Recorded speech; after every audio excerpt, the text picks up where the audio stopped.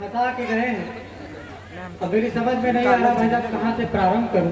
एक साथ में बहुत बड़ा हो जाए। और वैसे भी मैं पहले क्रम का बल्लेबाज हूँ, ओपनिंग करने आया हूँ, तो थोड़ा सा संभल के खेलना पड़ेगा, एक दो बाले झेलना, उसके बाद में मैं लगाता हूँ। विद्यालय का ये कार्यक्रम है, मैं वहीं से एक छोटी सी रचना उठाता हूँ। गणित के अध्यापक होते हैं प्रत्येक विद्यालय में, तो वो मान लेते हैं, माना यक्ष माना वाई, मेरे तो कभी भाई साहब समझ में नहीं आया। विद्यार्थी बैठे हैं तो हमने कहा क्या क्या मान सकते हैं ये, तो एक अध्यापक हमको मिल गए, तो मैंने एक तुलना की, देखो वो क्या क्या मान सकते हैं। एक सज्जन भोजनालय में सूखी रोटियां खा रहे थे, बिना दाल सब्जी और नमक के भी भरपूर आनंद पा रहे थे। मैंने थोड़ी सी संवेदना दिखाई, अपनी दाल वाली कटोरी उनकी ओर खिसकाई और बड़े अदब से कहा, मैं नव भारत का संपादक हूँ, मुझे आपकी स्थिति पर दुख है, करुणा है, मलाल है। वो बोले चल हट, मैं गणित का अध्यापक हूँ, मैंने माना x बराबर सब्जी और y बराबर दाल। तो ये गणित के अध्यापक जैसा बहुत कुछ मान लेते हैं। अभी कोरोना काल की बहुत सारी बातें चली भाई साहब। कोरोना काल में पतियों से अधिक कोई परेशान नहीं था। मैं दावे के साथ कह सकता हूँ, ये लठ दादा बैठे हैं, हमको पक्का मालूम है ये भी बहुत परेशान थे। स्थितियां क्या थी, एक छंद में सुनिएगा कि कोई उपचार महामारी का मिला न, जब पीट पीट थालियां हराने लगने लगे, और डर से कोरोना के घरों में कैद होके हम काम काज घर का कराने लगने लगे। तो सुबह शाम देख देख उब गई बीबियां, तो पति को उनको पुराने लगने लगे। और पतियों का हाल मत पूछिए जनाब, उन्हें बीबियों के ताने भी तराने लगने लगे। पतियों का हाल मत पूछिए। और अभी सेटिंग की बात कर रहे थे भाई साहब, ये विद्यालय परिसर है और मैं जितने भी नवयुवक बैठे हैं सबको बता दे रहा हूँ, सेटिंग भाई साहब कभी मत करना। सेटिंग के चक्कर में हमारी ये हालत हुई, देख रहे हैं आप लोग। ये सेटिंग का जीता जागता उदाहरण खड़ा है। और क्यों नहीं करना, मैं प्रमाण देके बताता हूँ कि प्यार किसी से किसी और को वरमाला पहनाती है, ताजे फूलों का रस लेकर दूर कहीं उड़ जाती है, और किसी मोड़ पर अगर पुराना यार कोई मिल जाए तो मामू जान बताकर अपने बच्चों से मिलवाती है। ये बात स्थितियां, इसलिए मैं कह रहा हूँ प्यार व्यार के चक्कर में बिल्कुल मत पड़िएगा। और प्यार करना हो तो कैसा करना ये भी बता देता हूँ कि हुई हो तुम हुस्न केरी मलिका, हम हूँ दिल के शहजादे हन, पर तुमका आयु भरम की हम तुम्हारे पल्लू में बांधे हम। और है 24 घंटे की मोहलत, या तो इजहार करो हम पे, न तुम कोई दूसरा अंजा दो, हम दूसरे अंजाते हैं। प्यार मोहब्बत होना चाहिए तो भाई साहब इस तरीके का होना चाहिए, वो नहीं होना चाहिए रोज पेपरों में आता है कि वो फांसी लगा के लटक गए चले गए। ऐसा प्यार करने का होगा। अच्छा एक छंद में सुनिए प्यार कि कल काल की छोरी है ढीठ बड़ी, जंजाल मजान को डारी होना, और नयना मटका में हंसे मुस्काए, तब उन पे ही हारी होना। तो करी है भरपूर प्रयास मुला, कुल की मर्यादा बिसारी होना, और सुनो जोगी की है सरकार, लला मेहरारू परारी निहारी होना। उत्तर प्रदेश में जोगी बाबा भी हैं, ये भी ध्यान रखना। अच्छा अभी तलवार और भाले की भी बात इतनी जल्दी हो गई, तो मैं कहता हूँ भाला तलवार ये सब कोई जरूरत नहीं, कोई जरूरत नहीं। काहे भाला तलवार की जरूरत, हमारे पास इतने बड़े बड़े अस्त्र शस्त्र हैं कि जो राष्ट्रीय मुद्दे हैं वो ऐसे हल हो सकते हैं। क्या अस्त्र है सुनिएगा, सुनिएगा कि सपना जो देखते हैं गजवाए हिंदवा, लगर्थ में ही गोलियां चला के मर जाएंगे, और उत्तर न दे सकेंगे एक प्रश्न का भी, वह बत्तियां दिमाग की जला के मर जाएंगे। तो चार छह प्रवक्ता यदि छोड़ दिए भाजपा ने, बत्तियां दिमाग की जला के मर जाएंगे। और एक बार पात्रा ने बोलना शुरू किया तो पिल्ले पाट वाले पगला के मर जाएंगे। तो भाई साहब ये राष्ट्रीय मुद्दे पर बहुत बड़ी समस्या नहीं, हमारे भारतीय जनता पार्टी के पास बहुत बड़े बड़े तोप रखे हैं और वो जब आएंगे मैदान में तो ये सारी समस्याओं का हल हो जाएगा। अच्छा, उत्तर प्रदेश में अभी एनआरसी को लेकर बहुत बड़ा बवाल हुआ। हमारे यहाँ लखनऊ में भी बहुत सारे धरना प्रदर्शन किए गए, तो मैंने 2-3 छंद चच्चियों को दिए हैं, वो आप लोग भी सुने और अपना आशीर्वाद दें। मैंने कहा कि चच्ची चुपचाप विरोध करो, मुला आगी लगावे के ख्वाब न देखो। और यूपी के बाबा बड़े बिगड़ेल, तो यूपी में आवे के ख्वाब न देखो। तो यहू देश तुम्हार रहो मिल गए, मुला रूप दिखावे के ख्वाब न देखो। और जो देश से प्यार सुभाष बनाओ, कसाब बनावे के ख्वाब न देखो। लेकिन चच्चियों ने हमारी बात नहीं मानी, और नहीं मानी तो मैंने एक छंद और दिया कि दुई बुर्का मिले, दुई नकाब मिली, और फोकट की बिरयानी मिली। और हाजीपुरी पराठा मिले तो मिले, तरकारी वहां तेलियानी मिली। पर महिला पुलिस की जो लाठी जली, ना बैसी मिली ना गिलानी मिली। और यूपी में बब्बर शेर मिला, हुआ बिल्ली वहां बिलबिलानी मिली। बहुत बहुत धन्यवाद, बहुत धन्यवाद।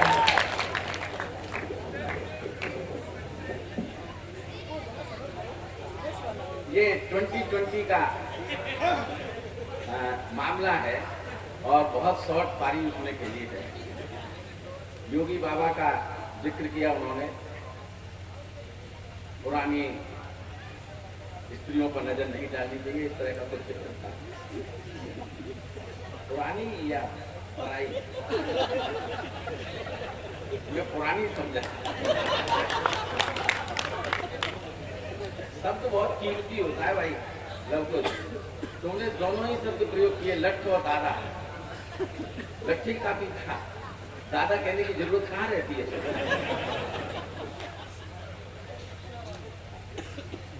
बहुत शानदार हास्य का कवि है वो, तो आपने देख ही लिया। बहुत होनहार है ये। जब योगी जी पहली बार मुख्यमंत्री बने थे तब ये इंटरमीडिएट की परीक्षा दे रहा था।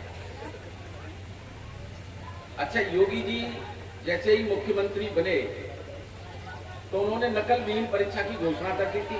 सब अध्यापक लोग यहाँ बैठे हुए हैं। मेरे बेटे ने भी इंटरमीडिएट की परीक्षा दी थी उस साल। रिजल्ट बहुत जल्दी आ गया था। जिस दिन रिजल्ट आया था उस दिन घर पर कुछ मेहमान आने को थे, तो मैंने अपने बेटे से कहा, मैंने कि बेटे घर पर बहुत महत्वपूर्ण मेहमान आने को हैं और तुम्हारा रिजल्ट आने को है, परीक्षा बहुत सख्त कराई है वो योगी जी ने। अगर कुछ गड़बड़ हो जाए तो तुम मेहमानों के सामने ही आकर के ये न कह देना फेल हो गया, तो मेरी नाक कट जाएगी। अपन कोर्ट वर्ड सेट कर लेते हैं। अगर तुम एक विषय में फेल हो जाओ तो आकर के ये कह देना कि वो बजरंग बली की, मैं समझ जाऊंगा तुम एक विषय में फेल हो गए। और अगर 2 विषय में फेल हो जाओ तो ये कह देना बोल सियावर रामचंद्र की, मैं समझ जाऊंगा तुम 2 विषय में। और बाई दी 3 विषय में भी फेल हो जाओ तो फेल शब्द जुबान पर मत लाना बेटे, बस ये कह देना बोल Brahma Vishnu Mahesh. Court word set हो गई। 12:30 बजे के करीब रिजल्ट आ गया। नेट पे रिजल्ट देख करके सबसे पहले सूचना देने मेरे पास ही आया। मैं मेहमानों के साथ बैठा था, मुझे कुछ संदेह हुआ कि कुछ गड़बड़ न कर दे, तो मैंने दूर से उसे इशारे से पूछा, वो तेरे रिजल्ट का क्या हुआ? दोनों हाथ उठाकर बोला बोल साचे।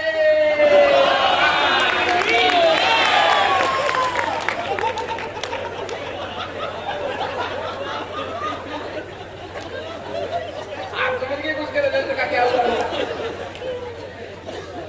अच्छा, इसका रिजल्ट कैसा रहा? एक बार जोरदार तालियां बजा करके बता दो भाई। गया। बस यही आनंद बनाए रखना। मैं हास्य का हल जोड़ करके कविता की फसल उसमें उगाना चाहता हूँ। हास्य का हल जोड़ करके, क्योंकि जमीन जब उर्वरा हो जाएगी तो उसमें जो भी बीज डालोगे वो उग आएगा। मेरा आशय ये है, मैं बीच बीच में हास्य का हल चला करके, मैं बहुत शानदार कवि हैं, बहुत अच्छे गीतकार हैं, मैं चाहता हूं कि कुछ आप गीत सुन लें। वैसे बेड़ा गर्क, इधर कोई कारखाना है क्या आदमी बनाने का?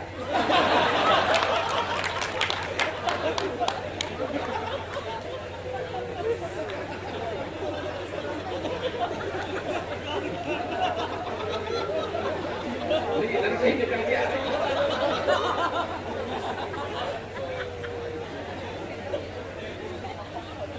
कहाँ जा रहे हैं लोग?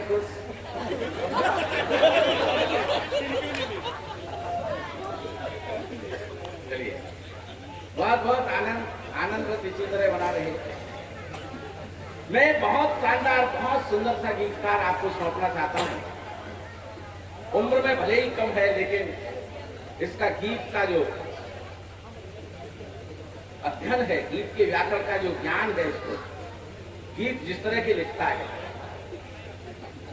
ऐसे गीत जिनको पिता और पुत्री, माँ और बेटा साथ बैठकर न सुन सके, वो कभी गीत नहीं होता। लेकिन हमारी फिल्मी दुनिया है, तमाम ऐसे गीत हमारी फिल्मी इंडस्ट्री से रिलीज हुए जिनको हम अपने परिवार के साथ बैठकर नहीं सुन सकते। बिना वजह के गीत लिखती है फिल्मी इंडस्ट्री वालों ने। अच्छा, उनका कुछ अर्थ भी मालूम नहीं पड़ता मुझे उन गीतों का। पता नहीं किस एंगल से वो गीत हो जाते हैं, लेकिन जब तुम शुभम को सुनोगे तो आपको लगेगा कि हम एक गीतकार सुन रहे हैं। बेवजह के गीत हैं, इनमें कहीं गीत नजर नहीं आएगा। नीली नीली आंखें, हाय मैं क्या करूं, इसमें कोई गीत का तत्व नहीं है। इसमें तो डायरेक्ट प्रश्न है कि नीली नीली आंखें, हाय मैं क्या करूं, मैंने क्या करेगी, फोड़ ले और क्या करेगी। गोरे गोरे गाल, हाय मैं क्या करूं, मैंने क्या करेगी, तेजाब लगा ले। भाई तुझे क्या करना है, जो कुछ करना है वो करने वाला करता रहेगा। बेमतलब के गीत है, इनका कोई मतलब नहीं। देना एक देना दो, एक गीत का अर्थ तो आप आज तक नहीं समझ पाएंगे, समझ पाए होंगे। मेरा पिया घर आया हो राम जी, आपने भले ही 1000 बार सुना हो, लेकिन इसका अर्थ समझ में नहीं आया होगा आपके। मेरा पिया घर आया हो राम जी, और उछल उछल के गाती है, मेरा पिया घर आया हो राम, मेरा पिया घर आया हो राम जी। मैंने तो दिमाग पे जोर लगाया बाबूजी, तब मेरी समझ में आया कि उसके पड़ोसी का नाम हो राम है। जब पिया घर पे आता है तो हो राम को बताना पड़ता है कि मेरा पिया घर आया हो राम जी, तू बता जाना। ये टेक्निकल है। तेरे बंगले के पीछे, बेरी के नीचे, हाय रे हाय, कांटा लगा। जब तुझे पता था कि बंगले के पीछे बेरी का पेड़ है तो तू बिना चप्पल पहन के खाए तो नहीं।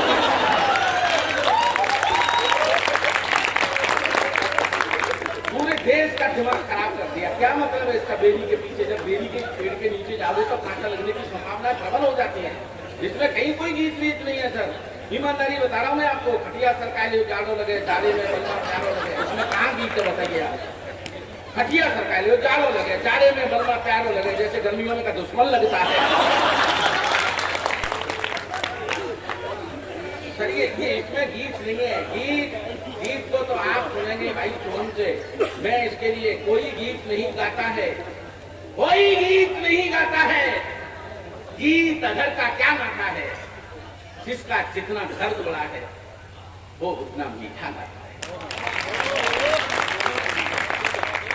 दोनों भावों से सजा, सुनना सर, एक दोहा आप तक पहुंचाना चाहता हूं। दोनों भावों से सजा मुरली का विन्यास। भगवान कृष्ण के हाथों में जो वंशी है उसमें 9 घाव है, 9 चित्र है। ये जो मुरली आपको सौंप दी है, ये पूरा मुरली मान लीजिएगा, इसमें भी 9 चित्र है। 9 घावों से सजा मुरली विन्यास। जो जितना घायल हुआ उतना ही प्रभु के पास। जो जितना घायल हुआ उतना ही प्रभु के पास। हम जितने घायल, जितने करुणित हो जाते हैं तो हम करुणा के पार हो जाते हैं। जो जितना घायल हुआ उतना ही प्रभु के पास। शाश्वत प्रेम न रुक सके, सुने संत श्रीमंत। तुमने माननीय योगी जी का नाम लिया, मैं सुनाता हूं कोई दुआ। शाश्वत प्रेम न रुक सके, सुने संत श्रीमंत। आश्रम से भी ले उड़ा शकुंतला दुष्यंत। लेकिन प्रेम की इति हो गई है। एक और सुन लो। प्रेम सनेसा हाथ ले, आंगन खड़ा बसंत। प्रेम सनेसा हाथ ले, आंगन खड़ा बसंत। आप चमत्कार कर देना। मैं चाहता हूं कि ये जो मेधा बैठी हुई है, जो बौद्धिक लोग बैठे हुए, ये भी इस दोहे पर तालियां बजा करके मैं समाज का चित्रण आप तक पहुंचाने की कोशिश करता हूं। प्रेम सने, प्रेम की दुर्गति हमने क्या कर दी। भगवान कृष्ण, मैया राधा प्रेम का प्रतिबिंब है, लेकिन हमने दुर्गति आज अपने समाज में क्या कर दी है। बस इसको आप ध्यान में रखना और मेरे इस दोहे तक अगर पहुंच गई तो मुझे अच्छा लगेगा। प्रेम सनेसा हाथ ले, आंगन खड़ा बसंत। प्रेम सनेसा हाथ ले, आंगन खड़ा बसंत। शकुंतला है बाग में और ठेका पर दुष्यंत। ये स्त्रियां प्रेम की जब हो जाए तब हमारा शुभम किस तरह के गीत लिख सकता है। गीत लिखना और गाना अलग बात है। गीत लिखना और गाना अलग बात है। बेवजह गुनगुनाना अलग बात है। गीत लिखना और गाना अलग बात है। बेवजह गुनगुनाना अलग बात है। गीत गोविंद की जो करे साधना, उसको सुनना समझना अलग बात है। आप सुन करके और समझ करके दिखा दीजिएगा। मैं आमंत्रण देता हूँ भाई शुभम शुक्ला को जोरदार तालियां।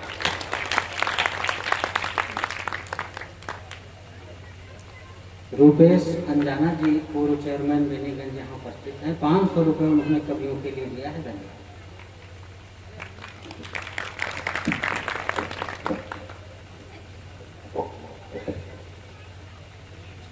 मां सरस्वती को प्रणाम करता हूँ। मंच पर उपस्थित मंच के अध्यक्ष को प्रणाम करता हूँ और दादा जगजीवन दादा का बहुत बहुत धन्यवाद। आप लोगों के बीच में कविता सुनाने का अवसर भी प्राप्त हुआ है, इसके लिए आपका सभी का बहुत बहुत आभारी हूँ। कस्बे के वरिष्ठ लोगों की उपस्थिति है, आप सबको प्रणाम करता हूँ। और जैसा कि दादा ने बताया भी था कि बेनीगंज के श्रोता बहुत घातक श्रोता हैं,